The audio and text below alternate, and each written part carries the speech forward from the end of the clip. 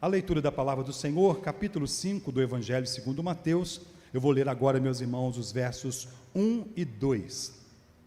Diz assim a palavra do Senhor: Vendo Jesus as multidões, subiu ao monte, e como se assentasse, aproximaram-se os seus discípulos, e ele passou a ensiná-los, dizendo...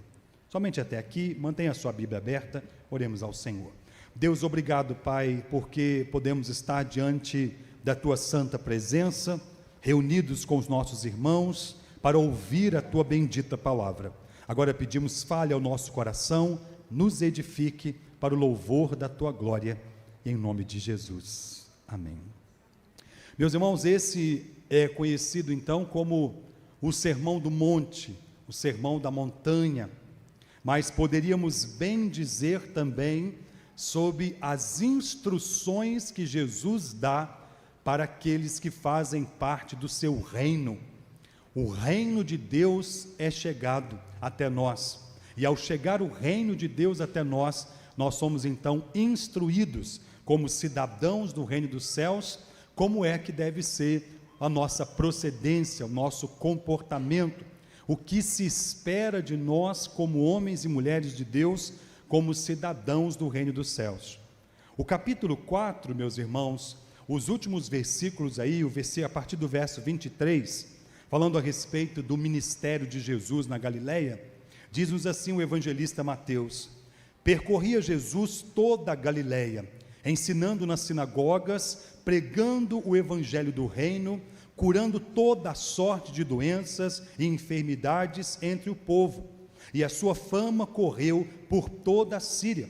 Trouxeram-lhe então todos os doentes acometidos de várias enfermidades e tormentos, endemoniados, lunáticos e paralíticos, e ele os curou. E da Galileia, Decápolis, Jerusalém, Judeia, da além do Jordão, numerosa multidão o seguia. Numerosa multidão de homens e mulheres que chegaram diante do Rei dos Reis, do Senhor, cuja a profecia estava agora cumprida. No verso de número 17 aqui, desse capítulo de número 4, Jesus Cristo fala sobre a proximidade do reino. De aí por diante passou Jesus a pregar e a dizer: arrependei-vos, porque está próximo o reino dos céus. O texto nos diz aqui que logo depois que Jesus toma conhecimento da prisão de João Batista, Jesus então vai para a Galileia, e ali naquela região começa então a pregar o evangelho do reino. João Batista, que foi o precursor, aquele que veio para preparar o caminho do Messias, já havia dito: após mim virá aquele que eu não sou digno de desatar-lhe nem as sandálias dos pés. Então ele sabia da sua posição como sendo aquele que viria para preparar o caminho do Messias, o caminho do Salvador, e agora está cumprido, como o próprio João Batista, no capítulo 1 do seu livro, do seu evangelho, e no verso 29, quando vê Jesus, ele brada: eis o Cordeiro de Deus, que tira o pecado do mundo, a ele ouvi. Então João Batista se refere a esse Cristo que já estava presente. Jesus então passa a ensinar, e ele depois disso aqui, como diz o evangelista Mateus, depois disso refere-se depois da prisão de João Batista, e ele então anuncia dizendo: o reino dos céus está próximo, quando na verdade o reino dos céus já havia chegado. O Rei dos Reis já estava entre o seu povo, como hoje também está entre nós. E ele percorria toda a Judeia, toda a Galileia, pregando o evangelho do reino. O evangelho do reino não é outra coisa senão, meus irmãos, a total submissão e rendição a Cristo. O evangelho do reino não é outra coisa senão o reconhecimento de que existe um Deus sobre a nossa vida, nos moldes daquilo que já fora dito pelo apóstolo Paulo: já não sou eu mais quem vivo, mas é Cristo quem vive em mim, e esta vida que agora vivo-a também no Senhor. Isso é experimentar o reino de Deus. E aqui Jesus olha para esta numerosa multidão, E com a expressão aqui de Mateus, ela traz uma ideia de um olhar de misericórdia, um olhar de compaixão. Jesus contempla essa multidão de homens e mulheres que estavam ali, vindos de várias regiões, como diz aqui, da Galiléia, Decápolis, Jerusalém, Judéia, da além do Jordão. Numerosa multidão o seguia, e era uma multidão que estava à busca da salvação, a busca do Messias, a busca deste evangelho do reino. E Jesus então, como aquele que veio para ensinar e mais tarde vai também comissionar os seus discípulos para o fazê-lo, agora sobe então numa posição, aqui o evangelista Mateus diz que ele subiu ao monte, o evangelista Lucas diz que ele estava num planalto, num plano alto, num lugar onde ele pudesse ser visto pelaquela grande multidão, e aquela grande multidão pudesse vê-lo também. Então, vendo Jesus as multidões, subiu ao monte, e como se assentasse, ele então, aproximando os seus discípulos, passa a ensinar. E os ensinamentos que Jesus vai dar aqui, meus irmãos, são ensinamentos que perpassam por toda a vida dos homens e mulheres que fazem parte do reino de Deus. Será um ensinamento ético e moral da vida no reino. Como devem viver aqueles que fazem parte do reino de Deus. Uma vez que fomos alcançados por esta palavra, uma vez que fomos regenerados pelo lavar regenerador do Espírito Santo, agora somos cidadãos do reino dos céus. Então existe uma ética no reino dos céus, existe um padrão pelo qual nós somos conduzidos ou chamados a conduzir, a pautar a nossa vida como cidadãos do reino dos céus. Somos novas criaturas, como o apóstolo Paulo diz lá em 1 Coríntios, 2 Coríntios, no capítulo 5, no verso 17, assim, se alguém está em Cristo, é nova criatura, as coisas velhas já passaram, eis que se fizeram novas. E aqui, quando Jesus olha para os seus súditos, para os cidadãos do seu reino, ele então passa a dar ensinamentos. Dos ensinamentos que Jesus começa a dar, ele inicia pelas bem-aventuranças.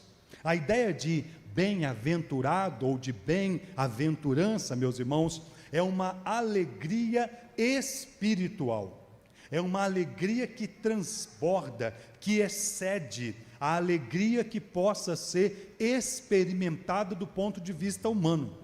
Muitas coisas nessa vida nos dão alegria. Tenho certeza absoluta que Mateus e Amanda não puderam se conter quando tomaram nos braços pela primeira vez o pequeno Samuel. É assim que a gente fica, rindo de canto a canto. Eu me lembro quando peguei pela primeira vez as minhas princesas, né? Uma hoje já com 20 anos e a outra já com 16 anos. Mas é uma alegria indizível, né? Uma alegria que nós sentimos assim, de uma satisfação. Às vezes, quando você tem uma conquista, um trabalho que você está em busca dele há muito tempo, uma casa, um carro, um casamento, um relacionamento, tantas coisas geram em nós alegria, meus irmãos, mas alegrias que são circunstanciais, passageiras, momentâneas. A vida na terra não é feita só de alegria, tem também seus desafios. Mas a bem-aventurança aqui, da qual Jesus vai passar a ensinar os cidadãos do seu reino e a todos nós, é uma alegria espiritual. É uma alegria, meus irmãos, que transcende a alegria normal ou aquela que é experimentada no âmbito humano. Portanto, é uma alegria experimentada diretamente relacionada com o novo nascimento, com o fato de agora nós pertencermos a um reino que é o reino do Messias, com o fato de agora nós entendermos o tamanho do privilégio que é sermos chamados cristãos, sermos chamados pelo nome do Senhor, sermos identificados como cidadãos do reino dos céus. O reino já está presente entre nós. O reino de Cristo, meus irmãos, é um reino que desafia a racionalidade humana. Aquilo que Jesus vai tratar aqui como sinônimo de bem-aventuranças são circunstâncias e situações que muitas vezes vão na contramão daquilo que nós estabelecemos às vezes como bem-aventurado, ou como felicidade. Nós estabelecemos, e de modo geral, o mundo tem os seus paradigmas, o mundo tem os seus padrões estabelecidos daquilo que se pode declarar como uma verdadeira felicidade.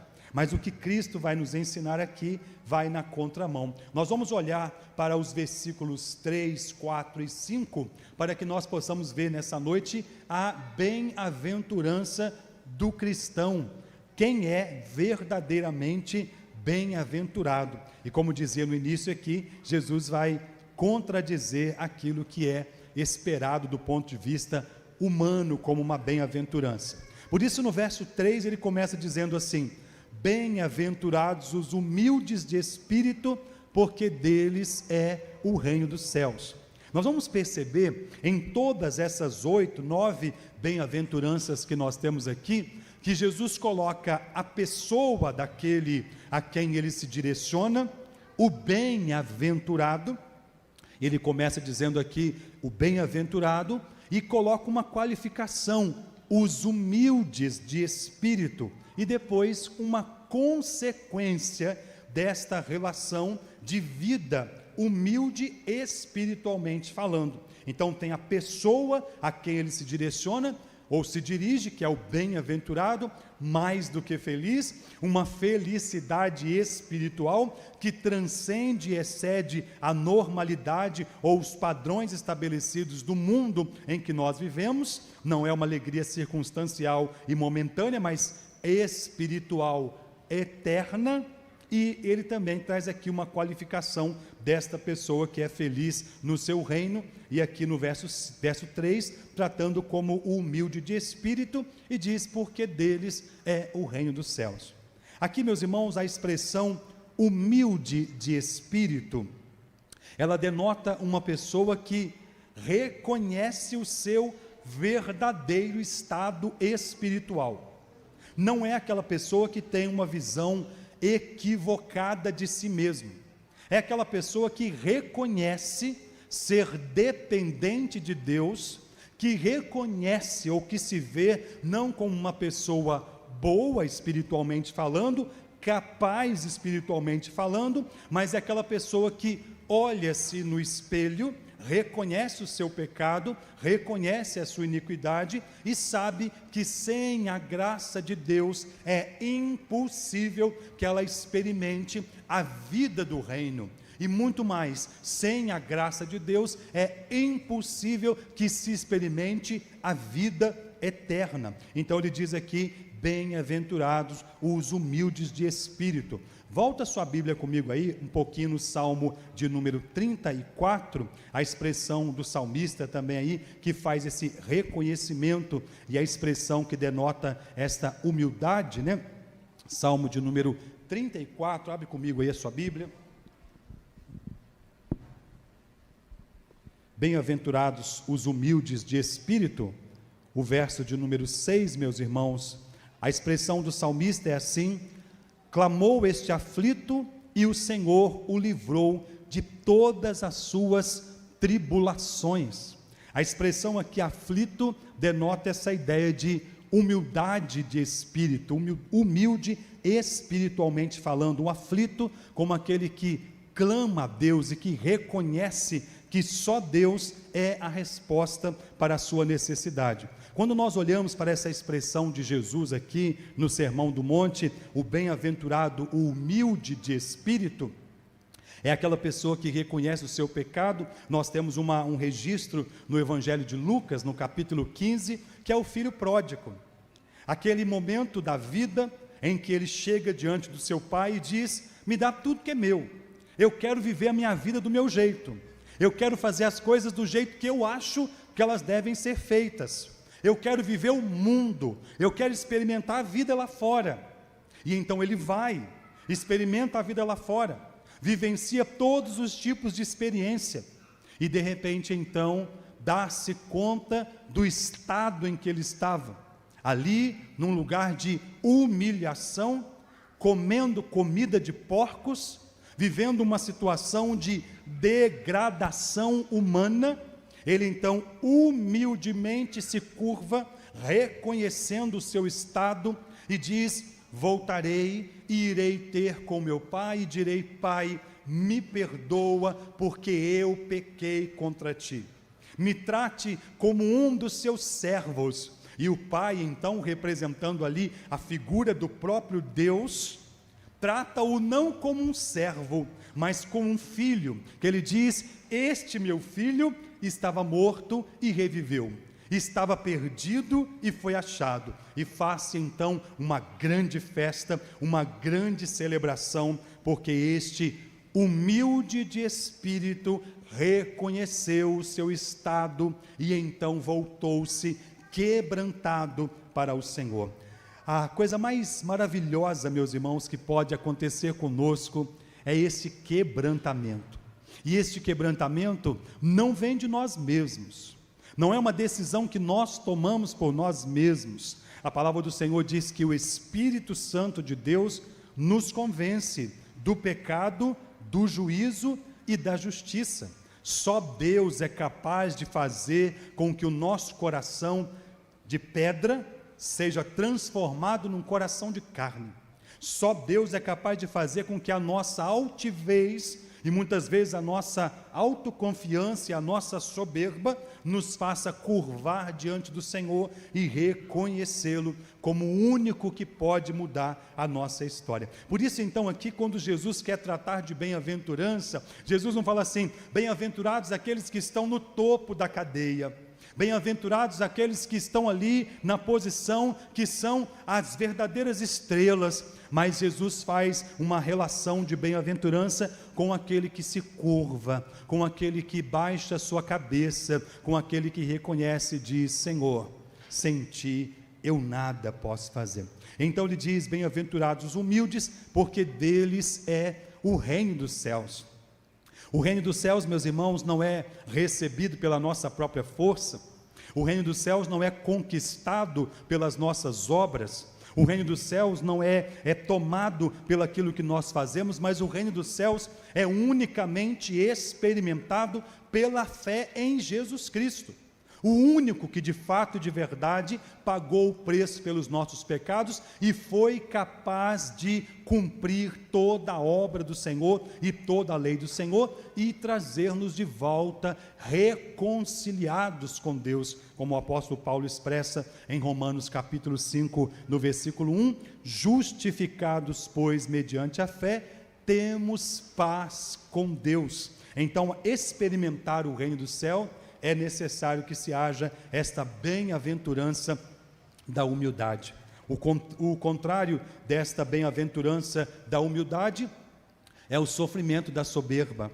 E a palavra do Senhor diz que Deus resiste aos soberbos, contudo, aos humildes concede a sua graça. É exatamente essa expressão aqui, que é uma expressão de humildade de espírito, humildade espiritual. Mas Jesus continua ensinando também, falando sobre essa bem-aventurança dos cidadãos do reino dos céus, e aqui essas três primeiras bem-aventuranças estão diretamente relacionadas umas com as outras, porque se esta pessoa se reconhece humilde, como humilde espiritual, como essa humildade espiritual que o faz olhar para Deus e dizer: se não for pela graça do Senhor, se não for pela misericórdia do Senhor, desventurado homem que sou. Na sequência tem aqui exatamente o verso 4 que nos diz: bem-aventurados os que choram, porque serão consolados. Às vezes, meus irmãos, nós utilizamos esse texto para trazer consolo para as pessoas, conforto para as pessoas. Às vezes vemos uma pessoa chorar por uma circunstância, chorar por uma situação, e é comum nós às vezes citarmos esse versículo, bem-aventurados os que choram, porque serão consolados, que Deus console você, que Deus conforte você, que Deus te reanime, que Deus te dê graça. Mas não é exatamente nesse sentido aqui que Jesus está tratando esse bem-aventurado, aquele que chora, e falando sobre o consolo.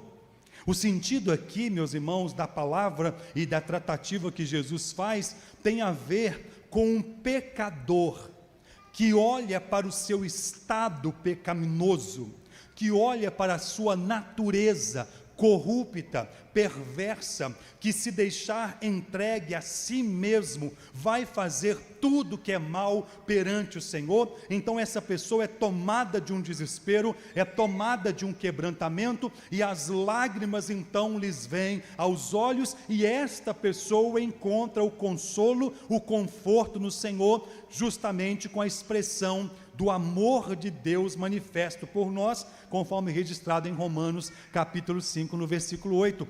Deus prova o seu próprio amor para conosco, pelo fato de ter Cristo morrido por nós, sendo nós ainda pecadores. Chorar pelos pecados, meus irmãos, lamentar pela nossa natureza humana, quebrantar-nos diante da miséria que nós temos na nossa carne e na nossa humanidade. Muitas vezes nós choramos por tudo, choramos por aquilo que não conseguimos conquistar, choramos por aquilo que conquistamos, choramos por aquilo que perdemos, aquela pessoa, às vezes um bem, uma coisa, choramos e nos emocionamos com muitas coisas, mas às vezes, meus irmãos, não choramos e não lamentamos pelo nosso estado espiritual. E a palavra do Senhor nos convida a lamentar. Chorem os sacerdotes, chorem os profetas do Senhor, quebrante-se diante do Senhor. E é nesse sentido aqui que a palavra, bem-aventurados, mais do que feliz, os que choram. Porque quando você faz como a palavra de Deus diz, examine-se, pois, o homem a si mesmo. Se olharmos para dentro de nós mesmos, meus irmãos, na nossa essência, nossa carne, nada há de bom em nós. Tudo que nós temos de bom é a presença de Deus em nossa vida, porque a nossa natureza é pecaminosa. A expressão do apóstolo Paulo em Romanos capítulo 7, nos versos 24 e 25, ele faz justamente essa tratativa. Desventurado homem que sou, quem me livrará do corpo desta morte? O apóstolo Paulo vê-se como aquele pecador que precisava todos os dias fazer morrer a sua velha natureza. Eu não faço aquilo que eu prefiro, mas aquilo que eu detesto. Quantos de nós, meus irmãos, às vezes fazemos aquilo que detestamos? Fazemos aquilo que sabemos que não deveríamos fazer. Quantas vezes nós somos autodestrutivos? E então é alguém que olha para o seu estado e diz: Deus, de mim mesmo eu estou perdido. O que me resta? De mim mesmo eu estou vivendo uma vida completamente destruída. Mas a graça do Senhor me alcança, de maneira então que eu choro pelos meus pecados, de maneira então que eu vou aos pés do Senhor e confesso as minhas iniquidades ao Senhor. Bem-aventurados os que choram, porque serão consolados. No Evangelho do Reino, meus irmãos, o consolo que vem para nós é que o rei não julgou como usurpação o ser igual a Deus. É que o rei esvaziou-se de si mesmo. O rei assumiu a forma de servo, foi reconhecido em figura humana. O rei sofreu até a morte, e morte de cruz. O rei morreu pelos nossos pecados, segundo as Escrituras. O rei foi sepultado para nossa justiça, segundo as Escrituras. O rei ressuscitou para ser a primícia de todos aqueles que dormem. O consolo nos advém da palavra, quando temos lá Isaías capítulo 55, no verso 5, 53, no verso 5, certamente Ele tomou sobre si as nossas iniquidades. O castigo que nos traz a paz estava sobre Ele, e pelas suas pisaduras fomos sarados. Para uma alma pecadora, para um pecador quebrantado, O consolo que advém da palavra de Deus é: eu dei a minha vida em resgate pela sua. Eu sou o bom pastor que deu a vida pelas suas ovelhas, como vemos um pouco mais adiante aqui no Evangelho de Mateus, no capítulo 11, e os versos 29 e 30, 28, 29 e 30, né? O convite de Jesus: vinde a mim todos vós que estáis cansados e sobrecarregados, e eu vos aliviarei. Tomai sobre vós o meu jugo, aprendei de mim, o meu fardo é leve e o meu jugo é suave. Muitas vezes, meus irmãos, o nosso fardo da vida é pesado, o jugo que o mundo impõe sobre nós é pesado, e de fato, meus irmãos, nós não temos condições por nós mesmos de carregá-lo. Nenhum de nós por si só tem ou teria ou poderia vir a ter condições de resolver o seu estado espiritual. Por isso, Deus amou o mundo de tal maneira que deu o seu Filho unigênito, para que todo aquele que nele crê não pereça, mas tenha a vida eterna. Ele veio e morreu pelos nossos pecados. Então a bem-aventurança aqui é nesse sentido, quando nós choramos pelo nosso pecado, quando nós olhamos pela nossa natureza e então nos quebrantamos diante do Senhor e experimentamos o verdadeiro arrependimento. O verdadeiro arrependimento produz uma tristeza segundo Deus, porque entendemos, meus irmãos, que o pecado é uma ofensa a Deus, uma transgressão a Deus, uma desobediência a Deus, aquele que nos amou e nos amou até o fim.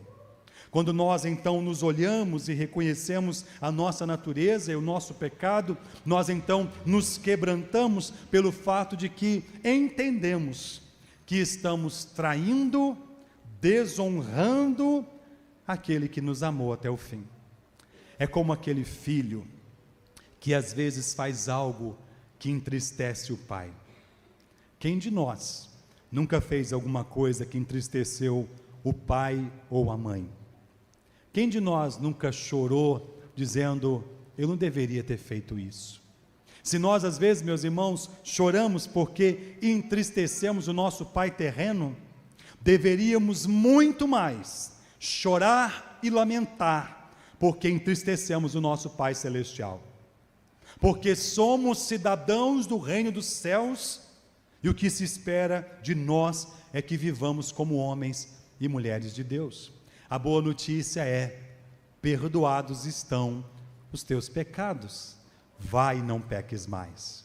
A boa notícia que foi dada por Jesus àquela mulher que fora surpreendida em adultério, as pedras estavam ali para matá-la, porque a lei dizia que deveria ser assim, e Jesus então confronta e diz: aquele que não tem pecado, atire a primeira pedra, seja o primeiro. O texto nos diz lá que todos começaram a sair, a começar pelo mais velho, ficando só Jesus e aquela mulher.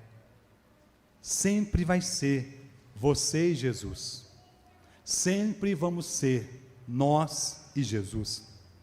E quando fica só você e Jesus, quando ficam só eu e Jesus, a voz que ecoa é: onde estão os teus acusadores?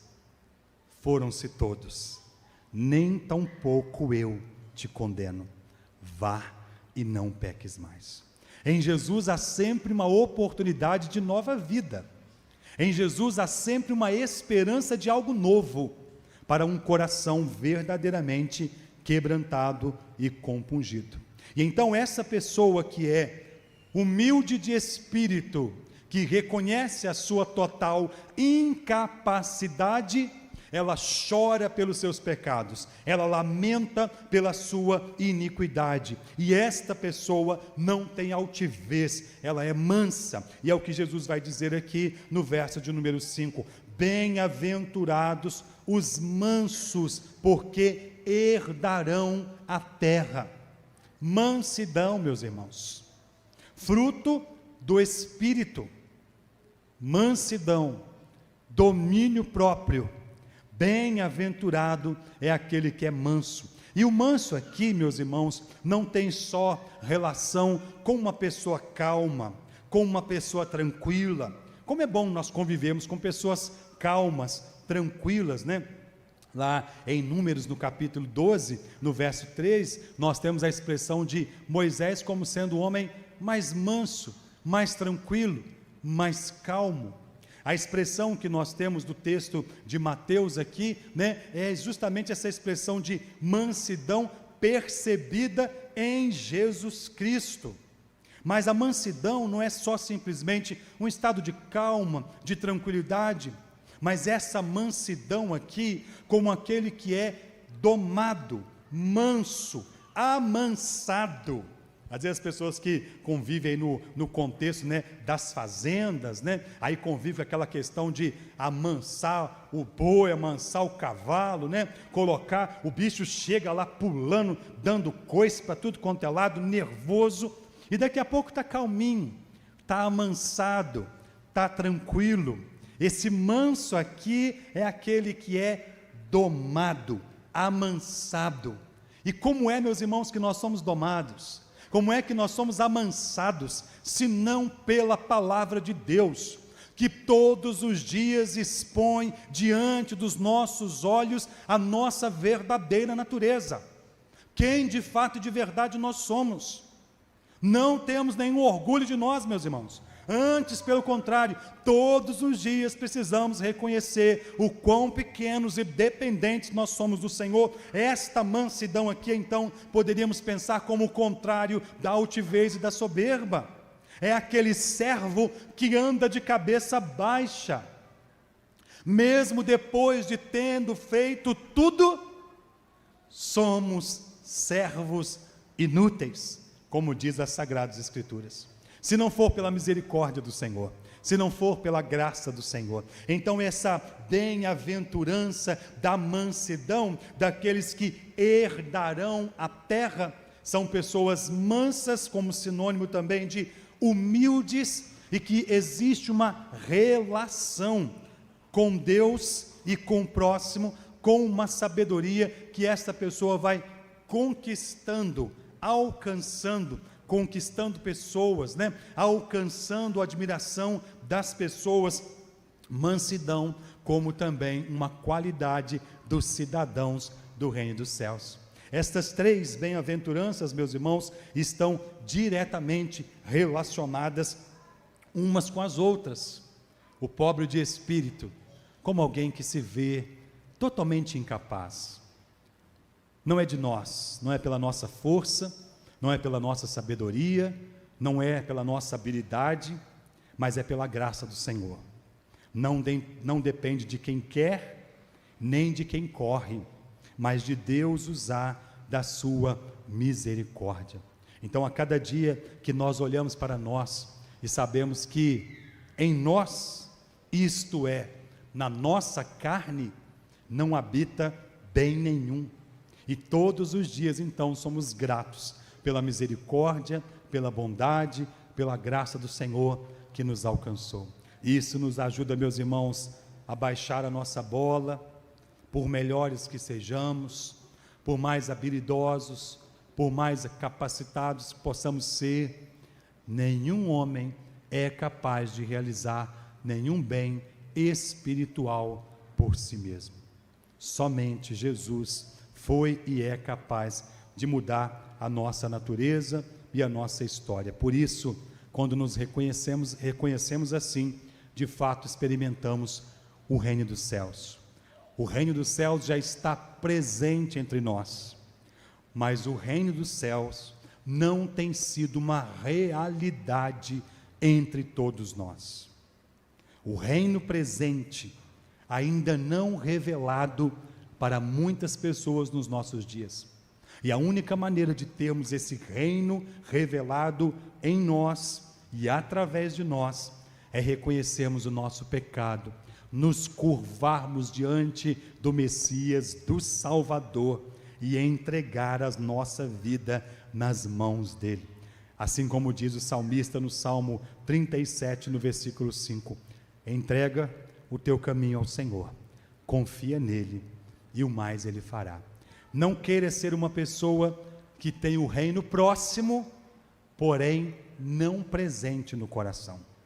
Que o reino de Deus esteja de fato e de verdade presente no nosso coração. E como súditos desse reino, nos reconheçamos humildemente diante do Senhor a cada dia. Que nós possamos chorar, meus irmãos, chorar não pelas coisas humanas, que às vezes perdemos e sofremos. Esse choro faz parte da nossa vida, é importante também de nós colocarmos para fora, mas muito mais do que chorar pelas coisas, chore pela falta de comunhão com Deus, chore pela falta de vida espiritual ativa, pujante, atuante com o Senhor. Chore porque você tem orado pouco, chore porque você tem lido pouco as Escrituras, chore porque você tem se esforçado pouco para viver o Evangelho, chore porque você tem andado pouco em comunhão com o Senhor, chore porque nós sabemos o que devemos fazer e muitas vezes não fazemos, e ao chorar, encontremos o consolo e o conforto que vem da palavra do Senhor. Todos os dias temos a oportunidade de mudar histórias, de começar algo novo. Todos os dias podemos dizer: esquecendo-me das coisas que para trás ficam, sigo para as que diante de mim estão. Não importa como você chegou até aqui, importa como você vai sair daqui. Não importa como você foi até hoje, importa que hoje pode ser e é o primeiro dia do resto de toda a sua vida. E como você vai viver isso? Que atitudes nós teremos diante do Senhor? Que você seja um manso, quebrantado diante do Senhor, humilde diante do Senhor, e assim herde a terra, meus irmãos. Não significa que nós vamos tornar o Senhor de toda a terra, vamos conquistar todos os territórios, mas essa terra aqui tem a ver também com uma terra espiritual, eterna, aquela que já foi conquistada por Cristo, por amor a nós, e nos fez cidadãos do reino dos céus. Que sejamos de fato e de verdade bem-aventurados, não felizes momentânea e circunstancialmente, mas verdadeira e espiritualmente felizes, porque fazemos parte do reino dos céus, porque somos cidadãos do reino dos céus, e portanto, vivamos como tal, para a glória de Deus, e em nome de Jesus. Oremos, meus irmãos. Senhor, obrigado, Pai, porque a Tua graça nos alcançou, a Tua misericórdia nos encontrou, e nós podemos, ó Pai, viver uma nova vida com o Senhor, a cada dia, experimentando a Tua graça. Ajude a mim e aos meus irmãos, para que sejamos humildes, espiritualmente, reconhecendo, Deus, que dependemos única e exclusivamente, totalmente do Senhor. Que nós consigamos, meu Pai, viver essa vida e experimentar o reino dos céus. Que nós possamos, de fato e de verdade, chorar na Tua presença, quebrantados a cada dia e reconhecendo o nosso pecado. E que nós possamos, ó Deus, a cada dia, viver uma vida mansa, tranquila, para o louvor da Tua glória, aguardando com expectativa aquele que vem, que em breve virá, e que de fato e de verdade experimentemos o reino do Senhor na sua totalidade, para o louvor da Tua glória, em nome de Jesus. Amém.